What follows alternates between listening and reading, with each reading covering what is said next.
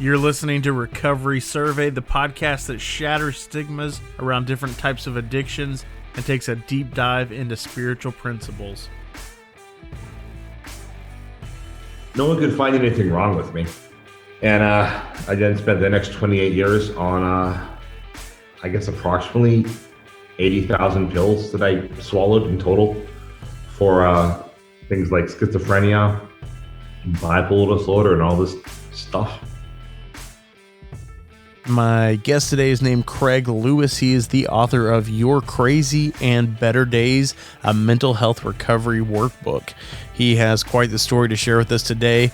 Welcome to the show, Craig. Hi, my name is Craig Lewis, and I'm a recovery maniac, superstar sort of person who lives in Mexico because I needed to find a way to live a better life.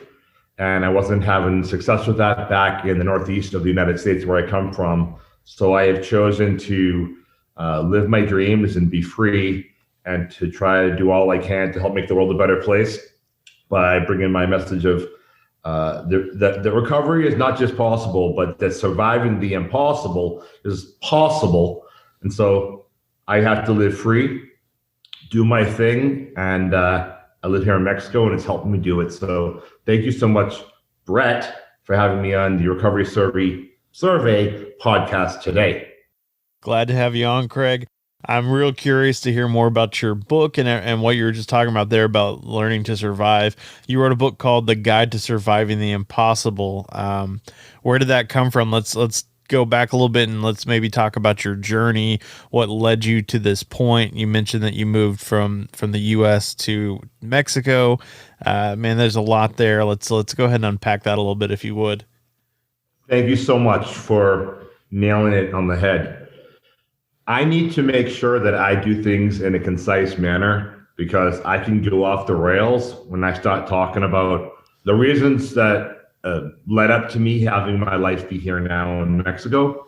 So I'm going to do that for myself. I'm going to hold the reins as necessary. So bear with me. I'm trying to get better at this because I know how things have gone in the past.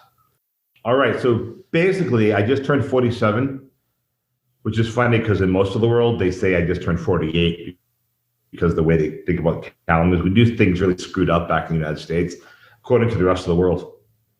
So growing up in the United States, I'm 47 years old. So when I was a kid, my parents were very unwell, and they went to great lengths to protect the other people in the world from finding out that behind closed doors, things were a freaking nightmare.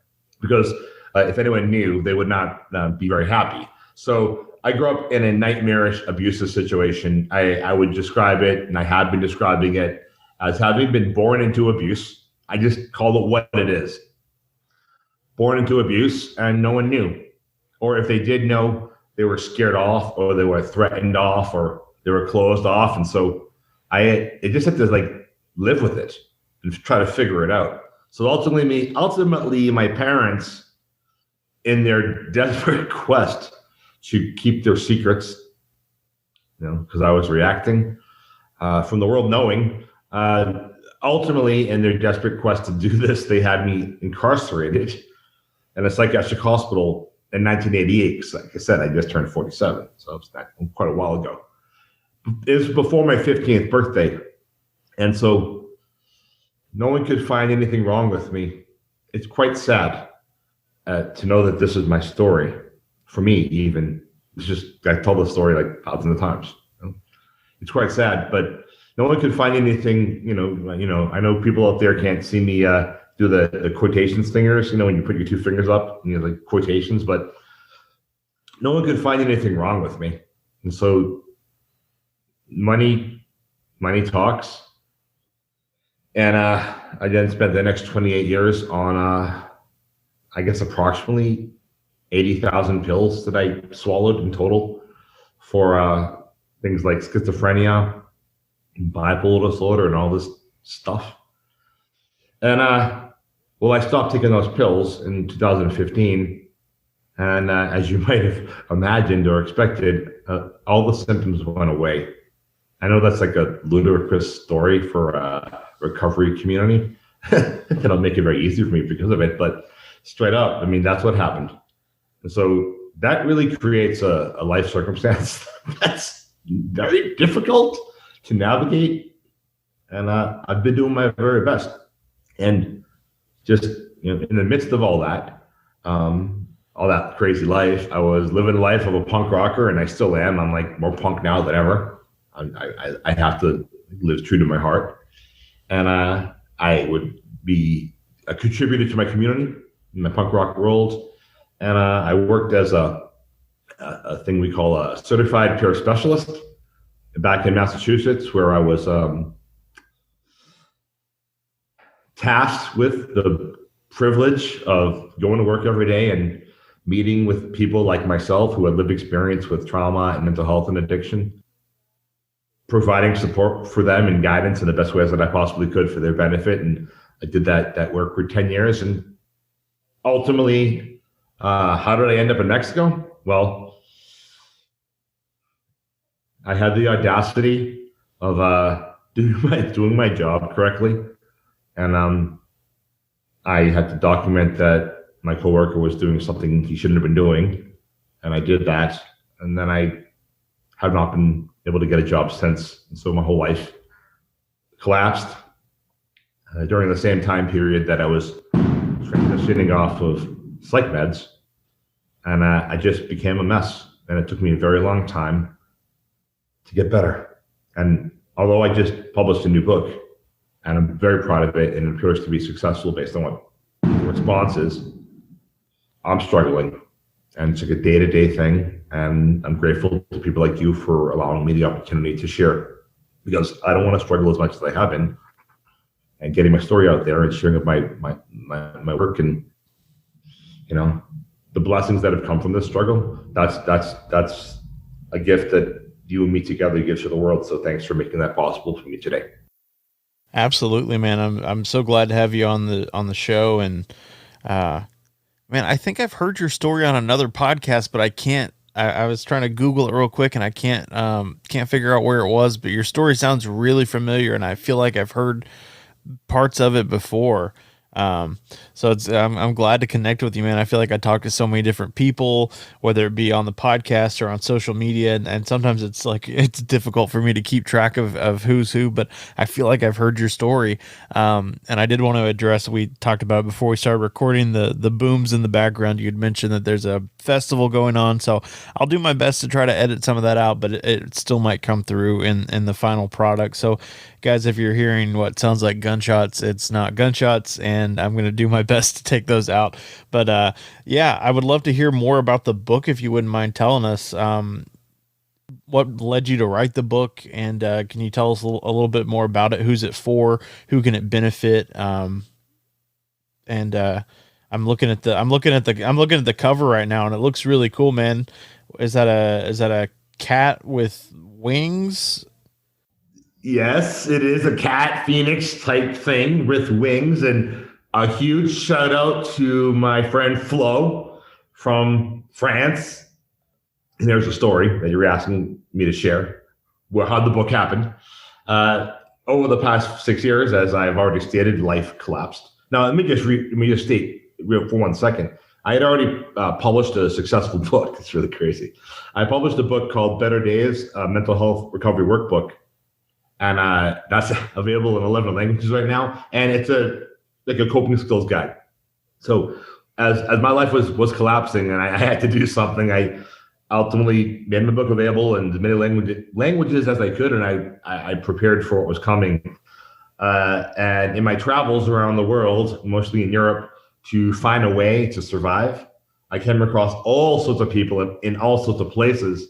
And the person who drew the cover of what is now the published book titled The Craig Lewis Guide to Surviving the Impossible. Her name was Flo, and well, I met her sleeping outside a squatted building in Milan, Italy, and that's how we became friends. That's reality for me. And that is why I can call my book The Guide to Surviving the Impossible and attach my name to it, because it's my reality. I did. So what the book is the culmination of 5+ years of losing everything I had, losing most of the people that I thought were my friends, being disowned by my family, losing my employment, having all the years of honest investment in my local community and my mental health recovery community. All of it just kind of got destroyed. I know why, and it's okay. I'm healing from it, but at least my integrity is intact, so I can really find a lot of peace and satisfaction and pleasure in that. But I already was having success when my life collapsed, and then it collapsed, and my quote unquote success collapsed. So the Craig Lewis Guide to Surviving the Impossible is what I learned when everything got wrecked. So it has 15 passages and worksheets, each of which are about something that I experienced in my life that could have devastated me. For example, one of the passages is titled How to Survive Public Meltdowns. So if you're a person like me, or perhaps like you, Brett, or perhaps other people listening who knows what it feels like, or knows what it means, or has seen it, or has been part of it, when somebody goes absolutely off the rails publicly, I just want to say that you're not alone.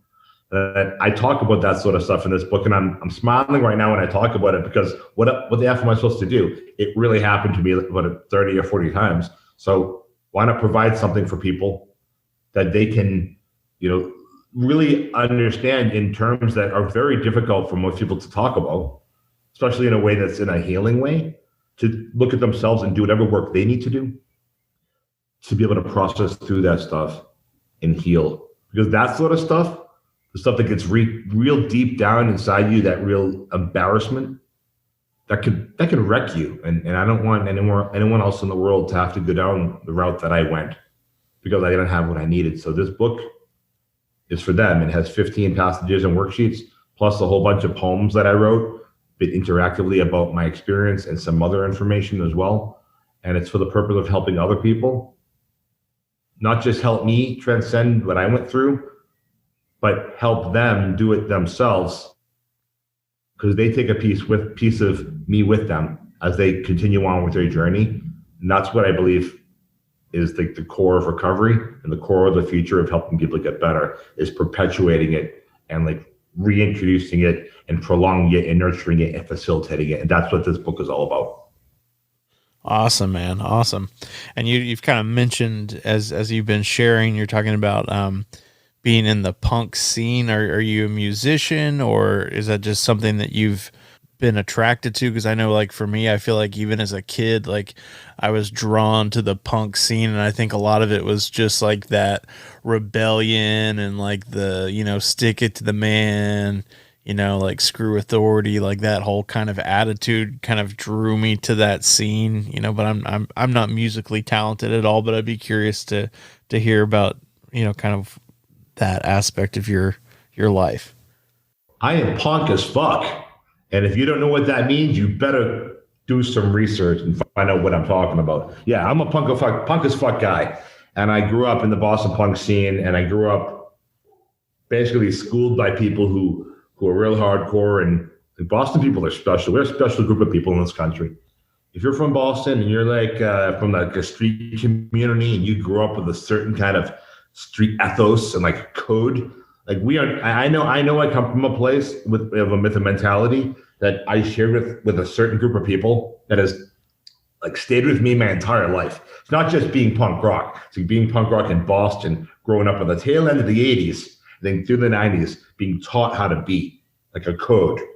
And so, yeah, I love growing up. I've been into this crazy life since I was 14, 1988, same time period that I was first put away in psychiatric hospital. So I found my connection to something to believe in, something that was going to allow me to get through what was being done to me, something that was going to allow me to have the power within to defy the authority that was so unjustly being forced on me by my family through their obsession with having me be diagnosed and then putting me in the facilities and the drugs. I had to find a way. So anybody who knows about the journey of a punk rocker, whether they're into it now, whatever happened, they know a piece of it that says, fuck society and fuck what you're doing to me. And I'm going to stand up for myself and take control of my life. And yes, I still do that to this day. It's in part why the United States ain't so welcoming to me. And so that's their problem. I live in paradise. I still don't respect authority. However, I respect people. And so I respect anybody who's a person. So if you think that authority, this is just a little lesson for people out there. If you think authority is real, it's only real if you believe in it. If you don't believe in it, it doesn't exist. That is a person you're speaking with. Speak with them like a human being, and they'll treat you back like a human being. And if they can't do that, then I don't know what to say. But for me, I'm not going to treat anybody special because they have some sort of authoritative status. And I hope you all find a way to work through that as well, because freedom comes from lack of submission to domination, and it's with a root what the Latin is in that word. So thank you for letting me speak. I'm sitting here right now staring. I got Milo from Milo Goes to College tattooed on the back of my calf. So I mean, I definitely have some punk roots, probably not to the extent that you have, man, but I definitely like vibed with that whole like the culture and the mindset, especially when I was younger, man, and like the ideas and I think a lot of people in recovery have kind of embraced the punk community and just kind of the attitude of the punk community, man. So I think it's really cool that you're still involved in that you still live that lifestyle, man. That's really cool. Brother, thank you. I think around June 7th or so, I'll be publishing another new book, and it's called You're Crazy, Volume 2. And it's first-hand accounts of mental health, trauma, and addiction from within the punk scene. And it features 20 first-hand accounts or 20 recovery survivor stories from punk rockers from around the world. So this edition has, it's a printed book, of course. And this edition has writers from Brazil, England, Spain, France, Macedonia, US, and some other spots. So it's going to be ready next week. So I look forward to that being in the hands of the people who will love it, like yourself, perhaps. That's awesome, man. That is absolutely awesome. Well, how about I share with you a page from the new book? Yeah, that'd be fantastic. For those who don't know, I was away all weekend, or actually today's Saturday. I was away for the past 2 days unexpectedly, and I rushed home. And on my way home, the Uber, I swear, broke down.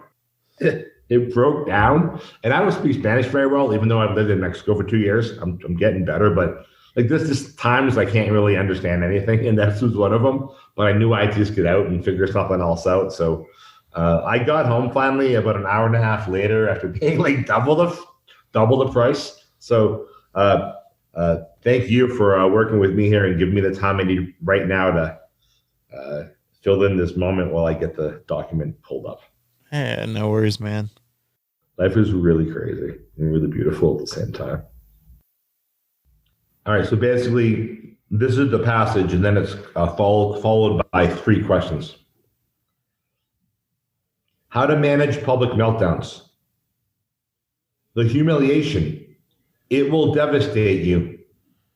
I know the burning sting. Do you? Do they think I am crazy? How can I ever show my face again? Am I better off dead? Does anyone have any idea how terrible I feel? I must be truly alone. Does anyone know that my, quote, Craig had a public meltdown again, quote, is an expression of my deepest raw despair. To the person reading this, I know the shame that comes from losing your shit publicly. I want you to know that you are not alone. And I know you have heard this hundreds of times. You've heard it from suicide prevention hotlines, your family, your community, your therapist, your peer supporter. You know when they speak those words, while they mean what they say with sincerity, even with love, You also know that what they say means nothing. Do my words hurt? It is because you are hearing or reading someone speak the forbidden truth, or is it because you know it is true? The questions. Question one. As evidenced by you reading this, you clearly survived everything that has ever happened to you. Therefore, curiosity question, of all the crazy shit you've ever done, what can you laugh about? I think humor is good when you're working through stuff that has been so shamed. And I guess I'm just answering this public with you right now because it's what came to my head. But for all the people who remember when I live streamed on Facebook my meltdown in the Paris airport, and I just want to say that I'm so glad that happened. It was awful and devastating to everything in my life. And here I am today with this book that's particularly and specifically for people who have been through the most extreme stuff, the stuff that really gets inside you and messes you up. I'm so happy I can be with you today and answer my own question that I wrote for other people to answer as well and say what I just said, because the humiliation that I experienced was real and I had to find a way to live every day. So thanks again, Brett, for letting me share from my heart and answering that question. I think we should take a minute and hear what you have to say, because there's other questions as well, but should let this dialogue continue. Yeah. I appreciate that, Ben. I think I love the point that you brought up about the humor. And I think a lot of us that are in recovery have kind of a dark sense of humor. I know like a lot of things that we joke about and maybe discuss at our meetings are things that maybe people on the outside would probably be turned off by or really confused by. But I think for us, especially when we've been through so much that we've been through and we've been to these dark places and, you know, we've put our lives on the line for one more, or we've put unknown chemicals in our body. Like we've experienced things that other people haven't experienced. And I think it kind of gives a different perspective to us on life. And it's really important to find the humor. It's important to find the light side and not to take everything so serious, man. You know, it's just life. You know, we have one life to live, so we might as well enjoy it. Absolutely. And if we don't learn how to enjoy the moments that we have, and if we don't learn how to reset ourselves when we have disruptions to our moments, then what's the point? It's gonna like live. What's the point of everything, of anything you do, if you're going to just every day do the same thing and not have your life radically change for the better? So if you want to have a life where all those good moments are accessible to you and you can recreate, you can have new ones that are similar and just continue to go on with your life in defiance of all that you've experienced, whether someone did something to you or you did someone else or however it went down. It's entirely within you as the human being to make that decision. And I think there's a lot of power in choosing to be better and to choosing to be in recovery. And I think anytime you make that decision, even if you have to make it 30 times a day. I was thinking some crazy shit earlier before I got in my crazy car ride to get back to do this with you. And so I know that you have to just forgive yourself 30 times a day to be able to smile when the 31st time. So here we are. Once again, hopefully walking the talk, you know? Absolutely, man. Well, we're kind of coming towards the end of the episode. I would love for you to let the listeners know if they're interested in your books or any of the other projects you're working on. What's the best way they can find you? Do you have a website? Do you do social media? What are some ways that they can find out more about you? Thank you so much. I should have a website up and functioning soon. I'm not certain when this is going to go live or public, but if you go to www.sanityisafultimejob.org, that should be up and running soon enough. But if that's not, or if it is, you can also always directly go look at my book distribution page, which is www.lulu.com/spotlight/Better Days Recovery Press.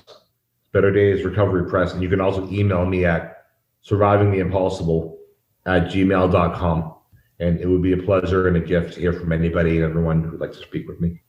Awesome. Well, I really do appreciate you coming on the show today, Craig.